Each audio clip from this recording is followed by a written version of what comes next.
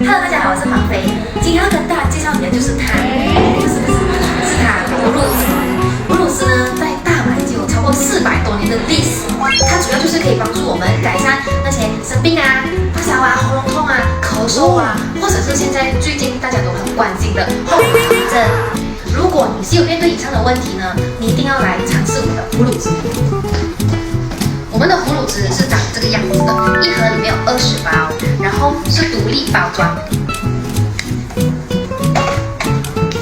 独立包装里面是液体状的哦，很方便小孩子和大人服用，只需要1天喝1包就可以帮助你改善喉咙痛、咳嗽、伤风流鼻涕，还有中了 positive 之后的后遗症。想要了解更多关于哺乳汁，赶快联系我吧，我是黄飞。